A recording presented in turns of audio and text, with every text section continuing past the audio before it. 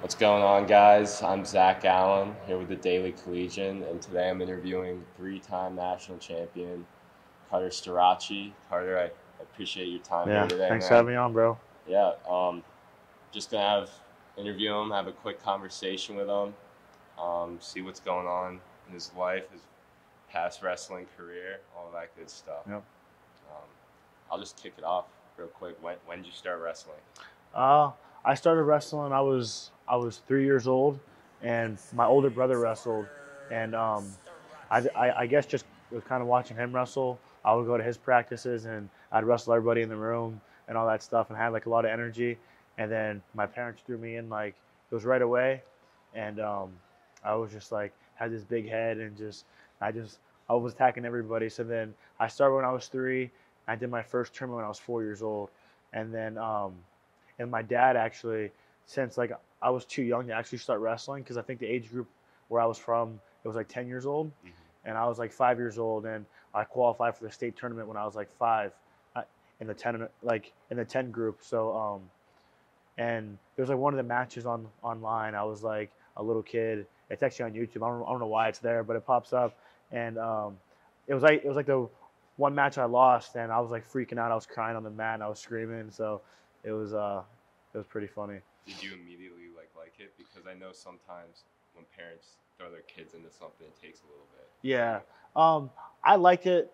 I liked it early on because I was like super competitive and like I was really physical. So I liked it then, and then I had like a lot of success. And then me and my dad and my brother, we traveled like the whole country, and we were wrestling. And then I'm thinking I'm wrestling just my bracket, and then when I get there, it's my dad has me in like in 3 brackets. So I'm wrestling in the morning division, in the afternoon division, and the night division. So I'm wrestling the entire day, and it was like every single Friday for like every single year. Yeah.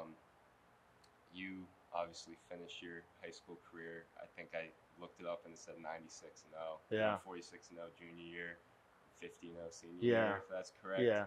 Um, and you said going into high school that you thought you were the Don Juan. Yeah. You said, was there a moment you realized like I'm especially good at this? Yeah. Um, dude, uh, like to me in my head, like as far back as I can remember when I'm like a baby, I just like when I would think I can just never think of myself ever losing, or like I never think about, oh, like that person's gonna beat me. So like I was like a little kid, and I'm talking crap to like all like the bigger kids, like, dude, like I'm gonna win and things like that. So I I've always thought I was the best, and I don't even think it's about being the best. I just think it's just like my confidence. You know what I mean? Mm-hmm. Like we only get one life to live. Why would I think about anything that's not going to help me in my journey? You know what I mean? So I always look at things in a positive way, and I believe in the law of attraction. It's not just thinking it or just acting. You have to speak it, and I think that the universe gives you what you give it, and and I'm a testimony to like that today. I mean, every time I stay on that paradigm path. I mean, things always shift the way I want it to. Yeah, I was gonna ask you. I mean, you're kind of known for your confidence now. Yeah. Is there when did that start? I know you just said basically your whole life, but were you like 4 years old, running around like I'm gonna be the best dad? Like, Yeah, yeah, basically. yeah. So like, I thought my dad was like, I thought he was like, I thought he was like Superman. You know what I mean? Because like, just for some reason, he's my dad. He was my coach in football and stuff like that. And like, he would always talk to me and my brother and my sister about things and sports, and he was always there. And and my mom too. She's crazy too. So like, they always told me like, if you lose, is don't come home. You know what I mean? Yeah. Like in the street terms. Going back to uh, high school, Yeah. um, when you started getting NCAA attention, what was that process Like the college recruiting like? Yeah. process. Um, it was. I mean, it was a lot. I like now look back on it. I was really young, and I think just for in general, like all high school kids, like that's just a young age to make a decision that's gonna ultimately impact your life. Mm-hmm. So as it was coming on, I really didn't think too much of it, just because I was always focused on what I was doing in the moment. You know, so I wouldn't even text coaches back or like call coaches back for like weeks, because like I have practice and I practice again, then I have class and I have schoolwork, and then I have this tournament, and so like I didn't put too much focus on it. And then it's coach was like, hey, like, are you there? Are you there? And stuff like that. And then like it got like late in the process, and then my dad's like, all right, like you're in your senior year now, like we got to start like putting it's focusing on this decision. And I think being from Pennsylvania, I think my dad, he wanted me to come to Penn State so he can come watch me. And so he would always talk, but like every time I would mention another school, he would always talk bad about the school. You know what I mean? It was like obvious. So then I'm like, all right, like he wants me to come to Penn State. And then every time I mentioned Penn State, he was rolling out the red carpet for him. You know what I mean? Like, oh, Penn State this. And like in my head, I'm like, it's screw Penn State. You know what I mean? I don't want to go there just because like he was talking so like highly of them. And my coach wanted me to come to Penn State. So like I think everyone for like pushing Penn State on me, I actually like didn't want to come to Penn State. Like I wouldn't text Coach Kale back. Like, and I almost took it out on him because I'm like, I'm not going there. Like it's screw that place. Mm-hmm. And then like that was going on. And then as it got deeper in the recruiting process, I was taking my visits and things like that. And then I was having a hard time making a decision because like every place tells you what you want to hear. You know what I mean? Yeah. Every day the grass is green. And so I think just at a young age, and then it was my dad was telling me, he was like, hey, like you should make this decision. No, he was like, why do you wake up every morning? And I was like, because I want to be the best. And he was like, I would base your decision only off of that. And I was like, oh, like that makes sense. And then as soon as he said that, because like I don't know why I never thought of that, but once he said that, that's when I called Coach Kale. I was like, yo, I was like, I'm ready to commit. Mm-hmm. And then he was all fired up. And then like literally 5 minutes later, and I didn't even tell my dad yet. You know what I mean? Because like I was in my room, and I called Coach Kale, and then I'm getting texts from like so many people, and they're like, yo, like it's congrats, blah blah blah. I'm like, how do these people know? Like I didn't even tell my mom or dad yet. You know what I mean? So it was pretty cool. What did your dad think of that? He was happy. My whole family was pretty happy, and I think maybe they thought they knew I was gonna come to Penn State because obviously it's Penn State's the best program in the world, so it's kind of like a no-brainer. But I'm just kind of hard-headed and like I don't like following the crowd. So like if everyone's going this way, I'm gonna go that way.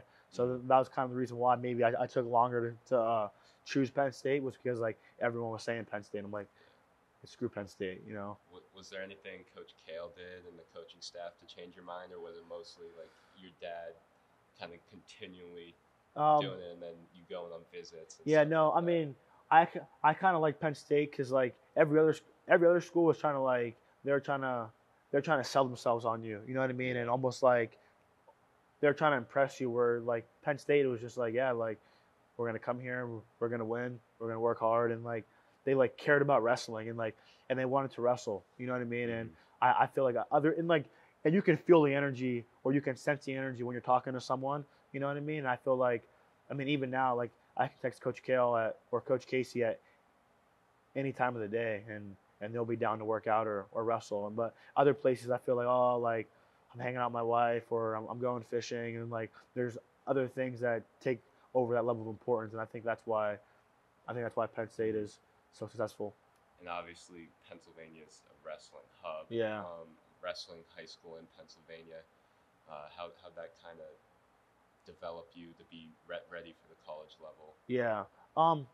I think it helped out a lot because every single weekend I'm at like a super tough tournament. And now that I just finished my junior season, so like now like all the guys that are in the scene are guys that I was wrestling with when I was coming up. So, oh, like I remember him, or I remember this guy. So I mean, it kind of helped, but I don't think it had that much of an impact because it's wherever I was. I was traveling, and I was going to find the best guys. Yeah. I remember my dad. He found like this one website, and it was like a ranking of like all these tournaments. So if you went to certain tournaments and you won, you would get so many points. And I would like win all my matches, but like I wouldn't go to some of the tournaments. And my dad was like, "This kid's ahead of you by like 100 points." So like he was like, "We have to go here, here, here, and here." And then if we're around the same weight class, we would try and match it up and go beat that guy. And then I think I won that most of the time and things like that. So my dad was all over that stuff. Is there a certain thing that someone taught you here that has kind of stuck with you? I think I learned like every single day. Like you know that saying like we get 1% better every day. Yeah. But I can't stand that saying. It's the stupidest saying ever because like you just limited yourself to getting it's better only 1%. You know, so like when I ask anybody a question, I'm like I'll like I'll listen and learn. You know, and also too like on the back end of that, you have to be careful on like who you listen to because it could be the wrong advice. You know, but I believe our program has its special individuals there and things like that. But I mean, I learn as much as I put into it like every single day. So I couldn't pinpoint like what's the best knowledge because I feel like it's a big snowball of everything that makes it it's the big picture. Mm-hmm. How has everyone here helped you develop into the wrestler you are today? Yeah, I think a big thing is like our coaches and our support system, along with our teammates and stuff like that. Like there's people outside of our program that are like in the program that like if you guys don't see, you know, like it can be like the janitor, you know, like they're just like they're on point with it and they love like our team and like our coaches. So like they do a really good job and it just helps us out and it makes our lives easier. And like our coaches really, they always cater to us. Like, hey, what do you need? Hey, what do you need? And they live by example all the time. Like after NCAAs, if it ends on Sunday and on Monday, they're back in here.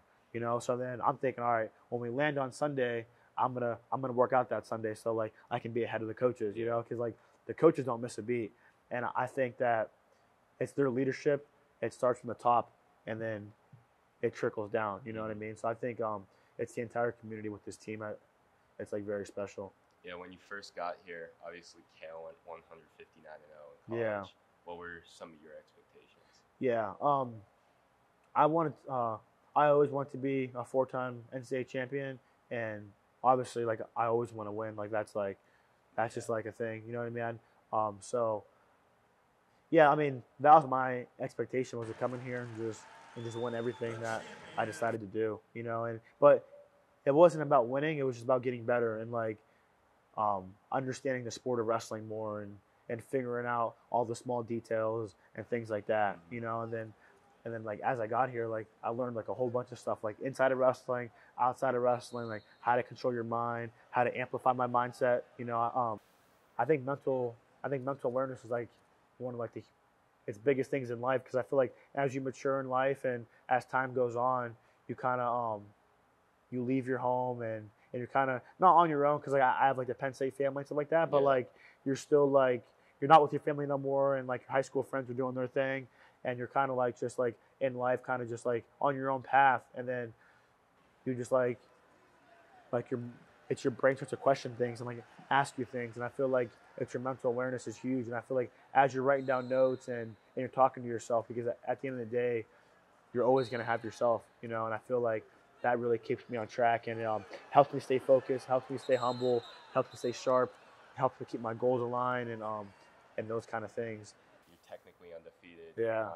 You have avenged all those losses. Yeah. But in those moments, like, was it kind of sending you back to freshman year a little bit, even though it was just like a regular season? Yeah.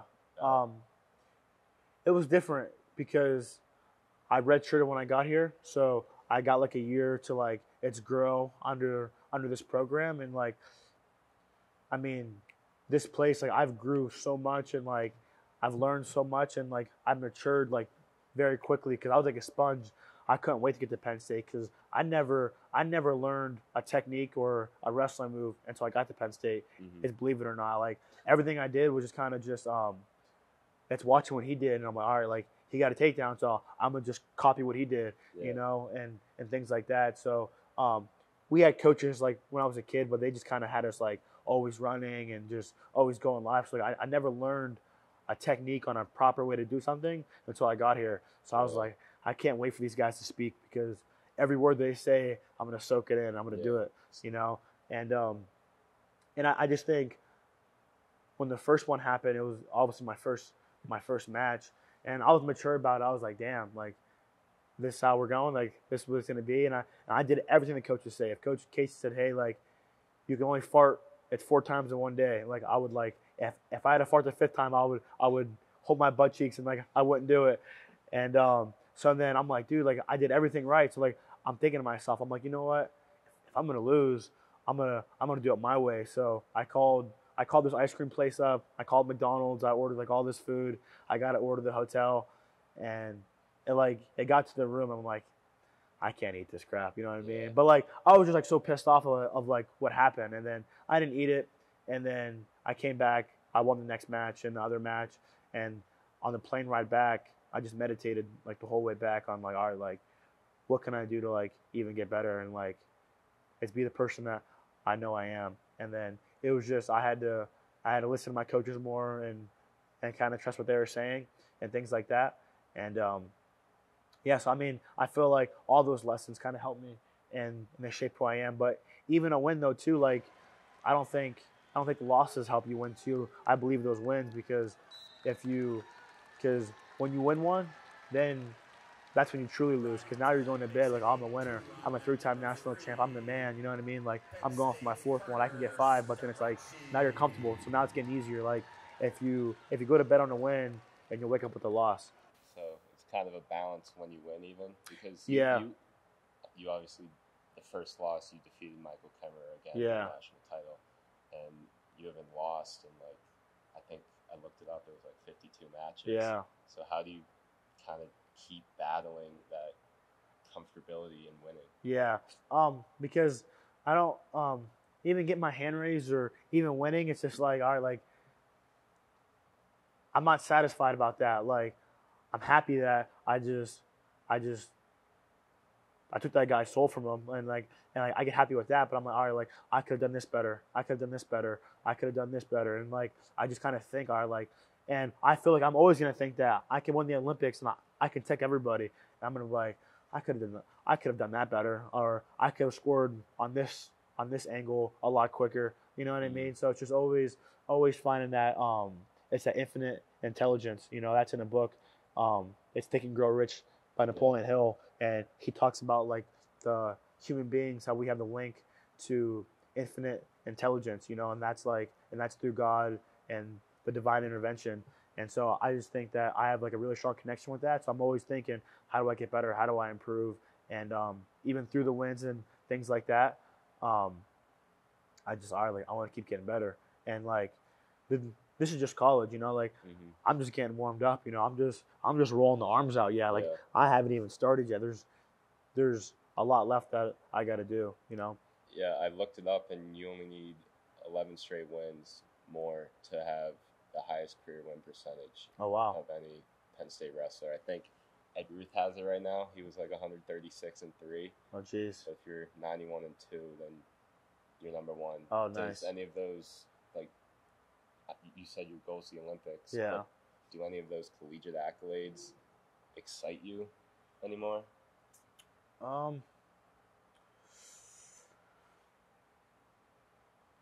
don't know. I've been thinking about that lately, and I love college. I love Penn State wrestling. I want that Olympic gold. You know what I mean? That's what I want. And it's just, I mean, I don't care about records. I mean, obviously, it's cool to have records and break records and things like that. But again, like I'm not here for the trophy. I'm not here for any of that. Like I enjoy violence. I enjoy it's taking their souls and just like it's just being the best fighter. Like that's what I enjoy. Like having a referee, having no referee, like on a mat in the street. Like I want to be the best. You know what I mean? I want to know that there's not anything or anyone in this world that can beat me. And that's kind of why I do it. So, but I don't know. I mean, I wake up and I think about Paris, France, and I want that Olympic gold medal. So, yeah, that's kind of where my head's at right now. Yeah. When you say take someone's soul, what's that mean? Like beyond just beating them in a wrestling match? It just means that like you hear a lot of people say like I hear a lot in football. Oh, it's hard to beat a 3 team. It's hard to beat the same team 3 times in a row, or it gets harder. Or I know after my first one, Coach Keel pulled me in the office and we were just talking about things, and he was saying, "Hey, remember, the first one's always the easiest one." You know, and like he explained it. I'm like, that makes sense. But I'm like, I'm gonna keep getting better. You know, I'm gonna make everyone easier and everyone easier. And I just like beating people. I like winning. I like dominating, and it's not dominating the first time or this time. I'm gonna do it again, and I'm gonna do it again. I'm gonna do it again, and then at some point you're gonna be like, all right, you know what? I'm gonna go get a job now, or I'm not gonna do this no more, or they're gonna quit. You know what I mean? And I'm not gonna quit, and I'm gonna be here as long as you're gonna be here. You know, and I'm gonna keep winning. And like I told you guys out there one time, it was like Marshawn Lynch said. He said, if you run through someone's face over and over and over again, then you have to worry about them no more. Yeah. So I think that's the definition of taking someone's soul. You know, like this is why I was created, was to do what I'm doing right now. I mean, those were all the questions I had. Yeah. Is there anything else you wanted to add towards the end? Not really. That was some good questions. I feel like we got a lot out there. So, yeah. All right. Actually, there's the U.S. Open, April 27th or 28th, or both those days. Yeah. So I'll be there at 79 kilograms, looking to win that, and then wrestle and Final X in New Jersey against Jordan Burroughs. So it's just like the stepbrothers. You know, she's had the old bull, but now she wants the young calf. So now it's the young guy's turn to take over. So I'm looking forward to that one. He keeps bringing my name up in a lot of his interviews and always talking about me, and it's all respectful from him, but I think deep down in his mind he knows that I'm coming, and I'm here to be the guy and take over. So that's what's going to happen on June 10th in his home city, and then head to the World Championships in September. So. All right. Yeah. Well, I appreciate it, Carter. Oh, man. That's been the interview with Carter Starocci. Thank you. Thank you.